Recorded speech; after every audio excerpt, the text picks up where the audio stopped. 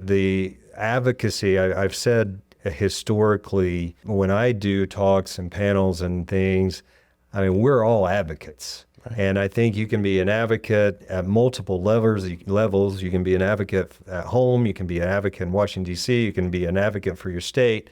You can be an advocate by going to listening sessions.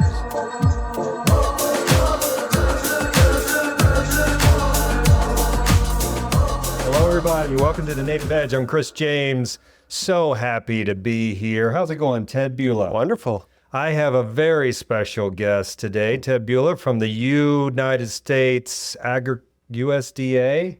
Department of Agriculture. Rural Development. Rural Development. I happened to be walking by the Mesa headquarters here in Arizona, and I was like, dude, come on in. Let's be part of the Native Edge. Tedd, welcome. Thanks. It's wonderful to be here. What are you doing here in Arizona? So the National Tribal Telecom Association is having a broadband meeting tomorrow at Gila River. So we're out here to do a little breakout session for that and get to talk to the group tomorrow. So man, they're lucky to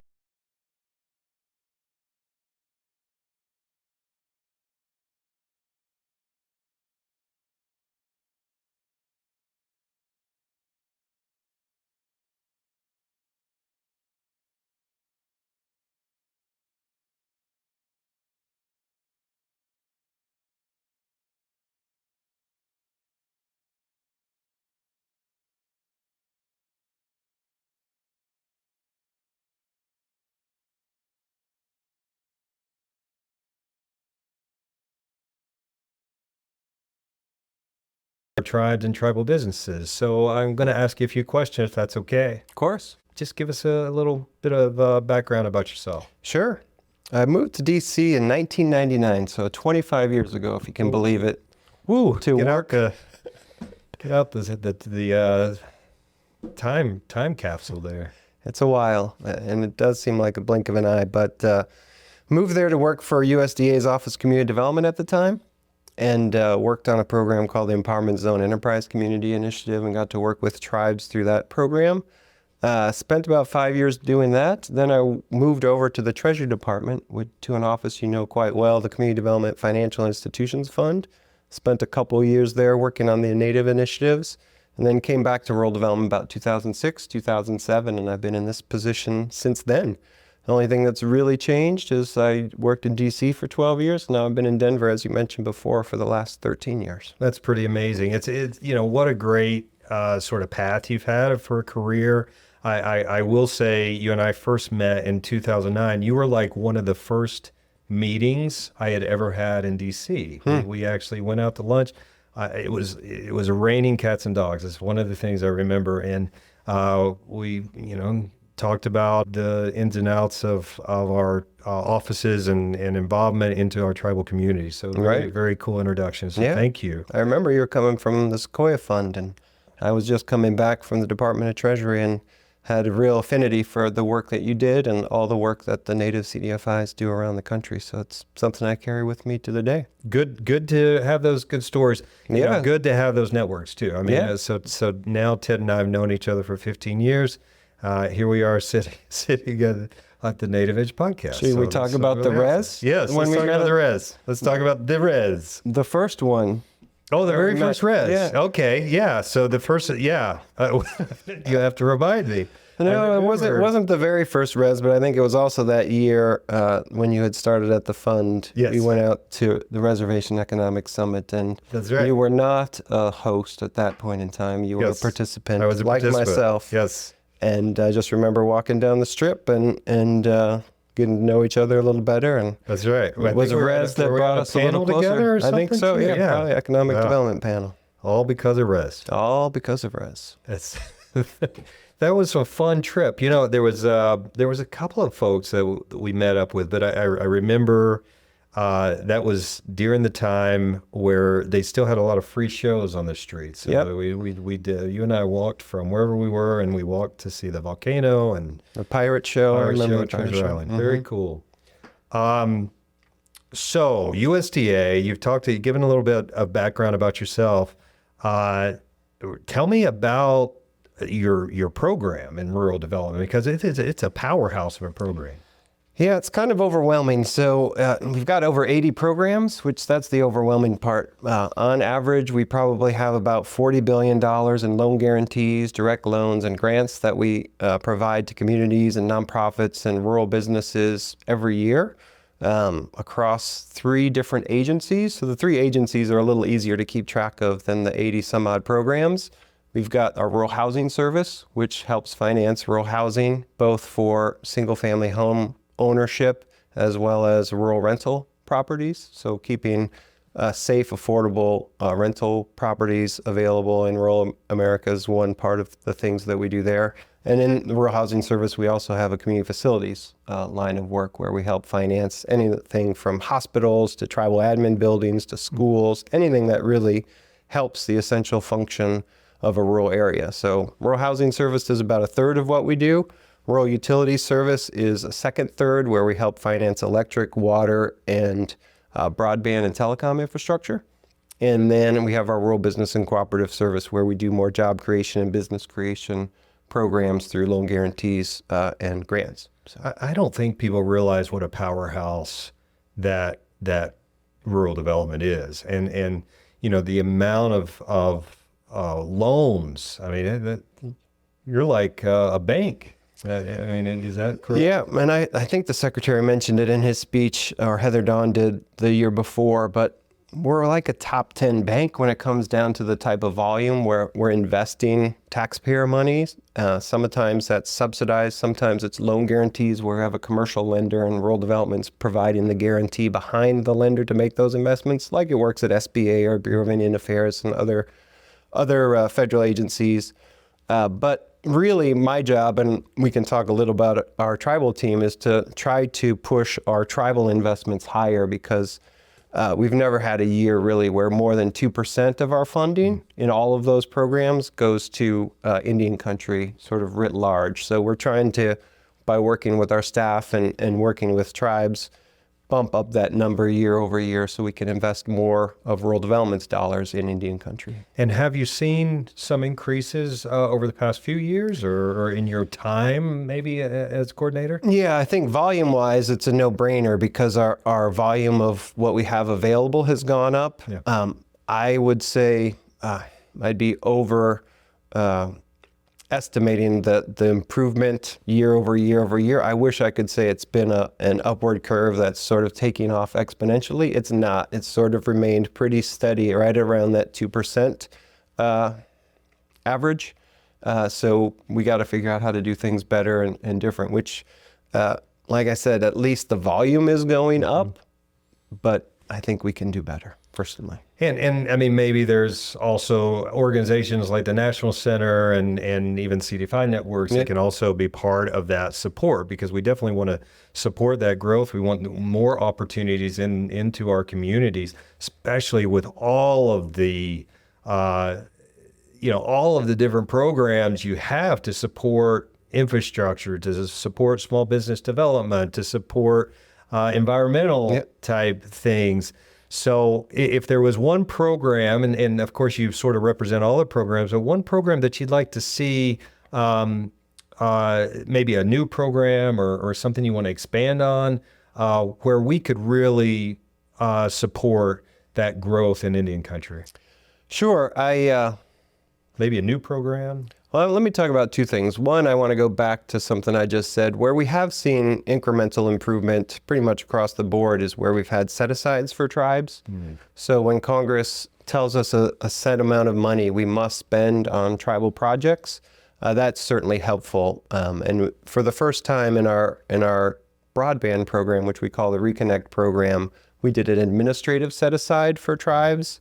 And both in the last couple rounds, we've had administrative set-asides for tribes. So we have seen market improvement there because we're directing a certain amount of funding right off the top that is meant for tribes and tribally owned enterprises. So that's been super helpful. And I mean, I'm sorry to interrupt. I love the word, we talk about broadband and such a need for broadband and more availability, because definitely all of our businesses are need a high-speed broadband. hospitals need high-speed broadband, our schools. I mean, we learned from COVID, my gosh, how a lot of people just couldn't even get on the internet because of slower speeds. So that is such a key in rural America, and such a key in our tribal communities. Could you give us just a little bit more of some of the successes that maybe you've reached with those programs? Yeah, and already starting to think a little about what I'm going to say tomorrow at this event. Well, this it's is been a a really historic time for tribal broadband, and there's more programs and more funding available for broadband. I think specifically coming out of COVID, Congress recognized that there was a need to invest in more broadband infrastructure generally, and tribes have gotten a larger share, not only in our program, but as you know, Department of Commerce, the NTIA Tribal Broadband Connectivity Program has been a game changer where tribes have access to billions of dollars of funds, grant funds specifically for infrastructure. So that's been game changing, and tribes are able to use their treasury funds coming out of COVID in ways to improve their infrastructure. And a lot of tribes have used treasury dollars at long-term economic development and educational needs and public service needs that broadband brings. So I think one of the things which has been interesting to watch that sort of explosion of programs is then it's kind of hard to keep track of which program works well in which situations. The timing, the different rules, the different statutory requirements that come with different pots of money. So I think I've noticed some challenges from the public in general, but tribes specifically, in trying to figure out which program to use at what time for which parts of projects.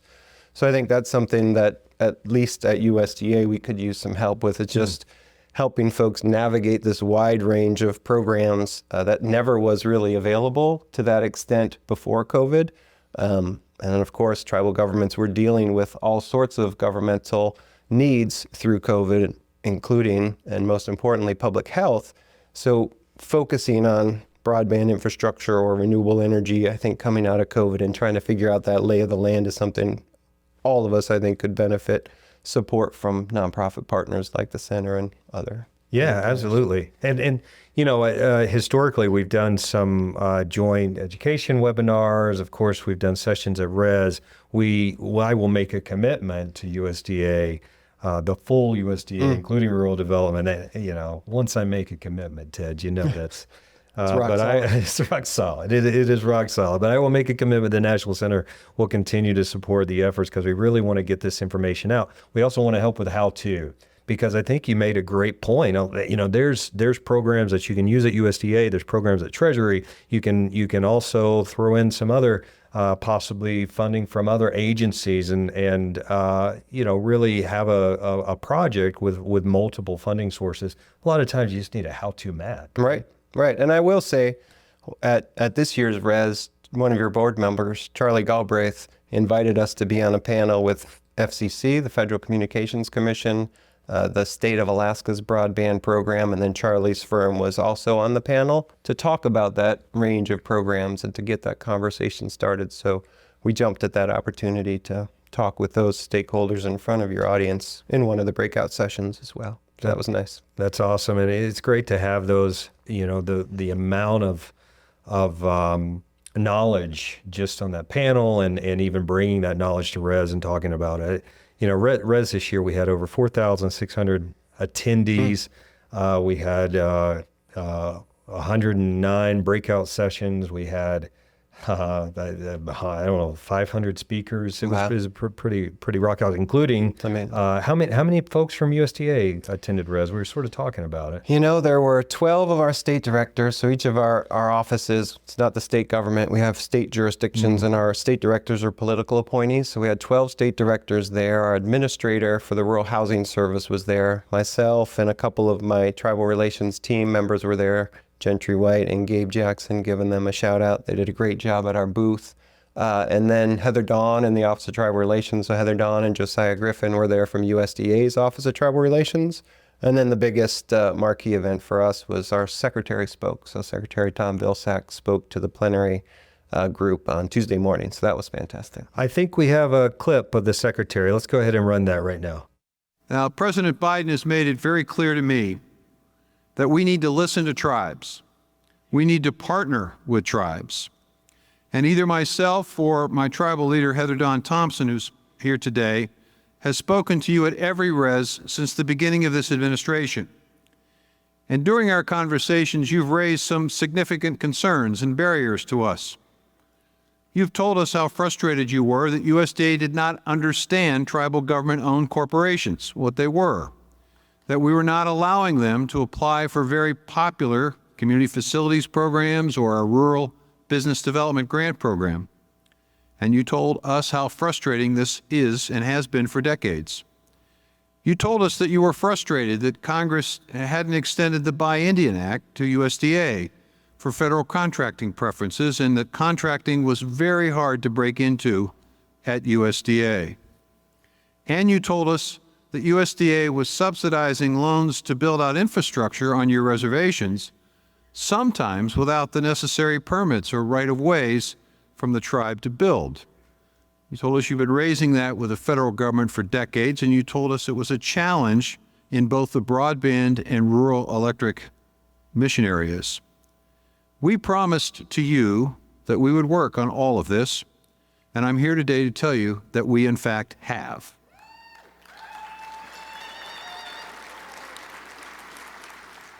I'm here today to tell you that the Rural Business Development Grant Program is clear that tribal government-owned corporations are in fact eligible, and the same changes are being made to our very popular Community Facilities Program. We have completely removed one of the biggest barriers to USDA federal contracting, an audit requirement, which often costs small businesses like yours as much as $20,000 just to submit a bid. That's been removed. And perhaps most significantly, now both our broadband reconnect and our rural electricity programs require a tribal resolution of consent to borrowers to build out on your reservations. If I can, let me focus on this tribal consent requirement for a minute. We all know what a game changer broadband is. You can't grow modern tribal economies without good internet connectivity. And you can't have good public utilities without the consent of the governments that they are supposed to serve. Now, we changed this requirement in our Reconnect program, and we also removed the match requirement for tribal applicants, which was another barrier that you asked us to remove. Tribes have long told us that matching funds were a high hurdle for their limited resources. And sure enough, once we eliminated that requirement, the number of applicants from tribes increased by 85%. So Ted, we heard a lot of awesome information from the secretary. There was a few announcements that were made. You want to talk any more about some of this stuff that he talked about? Yeah, we have a lot going on, and a lot of that is testament to Heather Dawn and the leadership she's brought to USDA. She's our director of our Office of Tribal Relations, Heather Dawn Thompson. She's from Cheyenne River Sioux Tribe and has a long career coming into that role of working with economic development with tribes as an attorney and as a counselor to tribes in those sorts of transactions. But the secretary spoke about broadband, so it's nice to see those awards to the Oglala Sioux Tribe and to the Choctaw Nation in Oklahoma. Those are fantastic.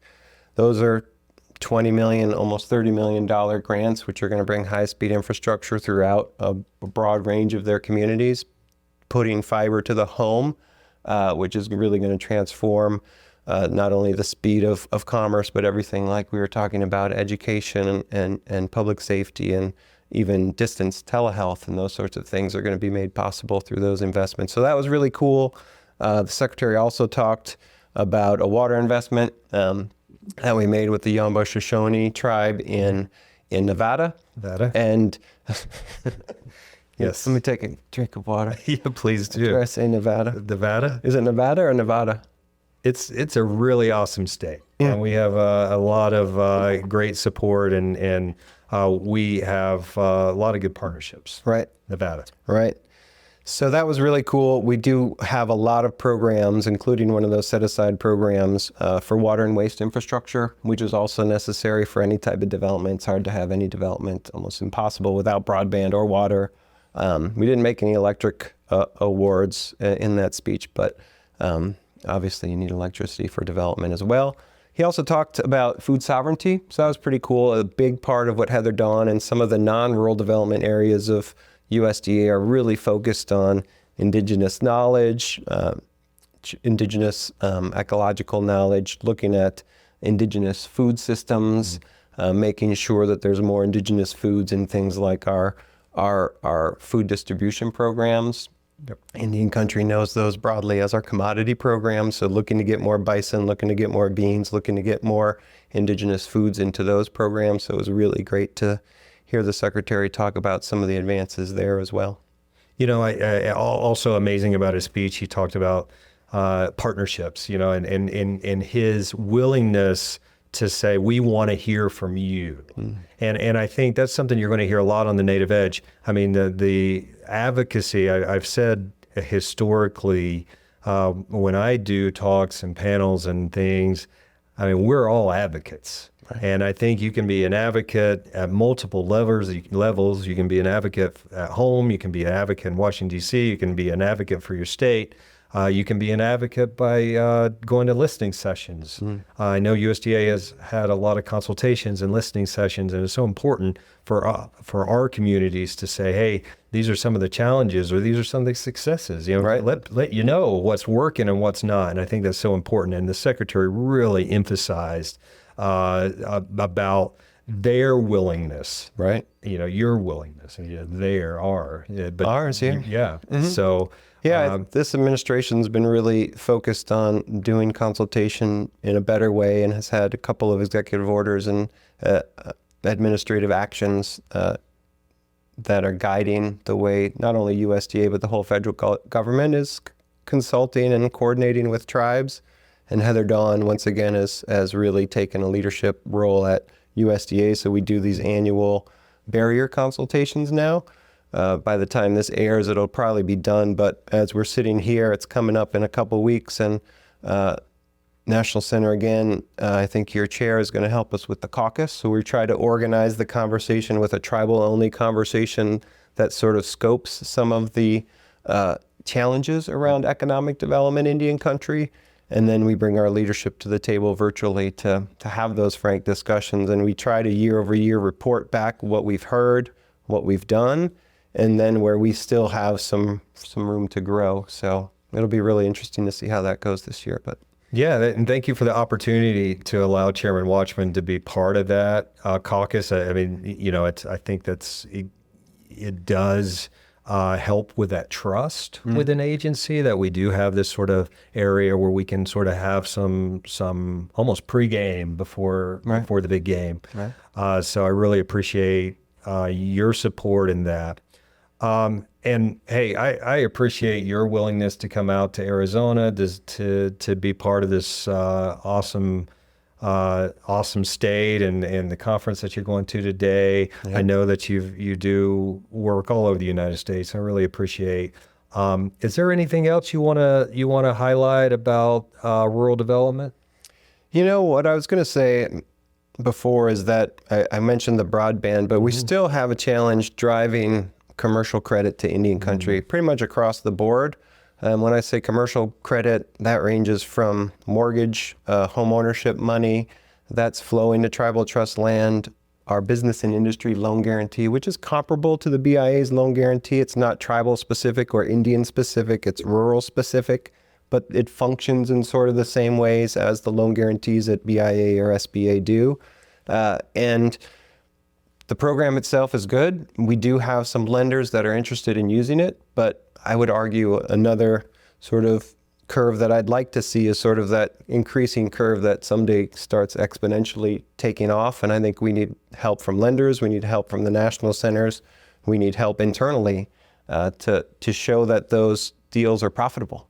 Because where banks are using those deals, it works for the Indian-owned enterprise, whether it's a tribal member or a tribal citizen or the tribe itself. they're profitable. So the bank's making money off the deals too. Yeah. So I think if we can get some more credit flowing from private institutions, our native CDFIs, which I mentioned before, are wonderful partners, Yeah. but they don't have the types of large scale capital that really is needed for an economic development revolution in Indian country. So that's something I think we need to keep working on and keep our eye on as well. Yeah, the National Center, we launched our Native Edge Finance CDFI in this year, in 2024. We'll be hopefully lending by late summer.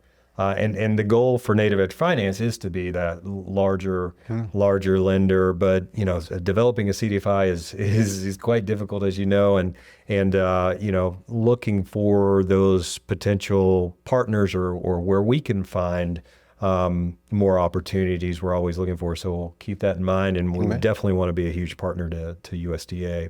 Awesome. This has been really fun. Is there what's sort of next for you coming down the pipeline this year? Is there any other? Will you guys be doing more events throughout the country? Are you doing other speaking events? Interestingly enough, I'm coming back to Arizona next week. Yeah. So next week is the Indian Self-Governance Conference.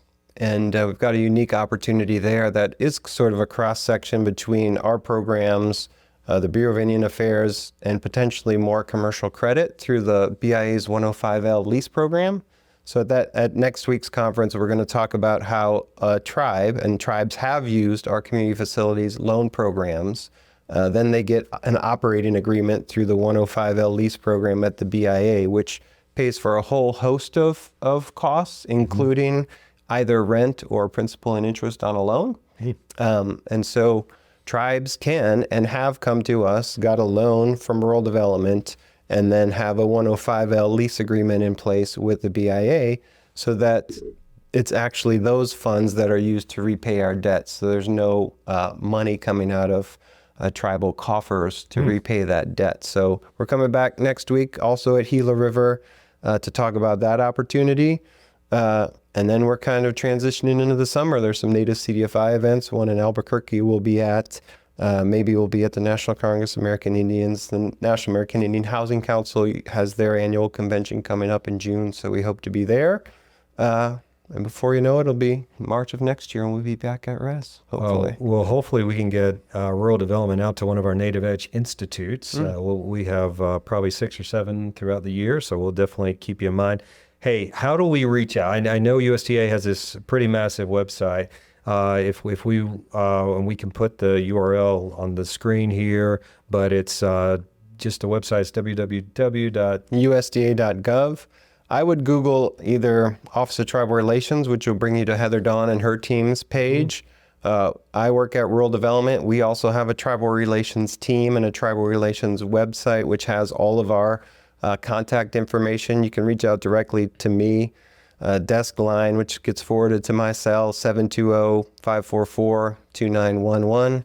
Email address, real simple, real creative. First name Tedd, Tedd, last name Buelow, Buelow, at USDA.gov. So we're happy to get folks chatting with our local staff, and we want to be a bridge to our program, so please reach out. And you can also reach out to those regionals as well. The state officers. Yep. They also are a wealth of knowledge about rural development, USDA programs. Tedd, what a pleasure to have you here on Native Edge. So thank you so much. Great to be here. Thanks for having me.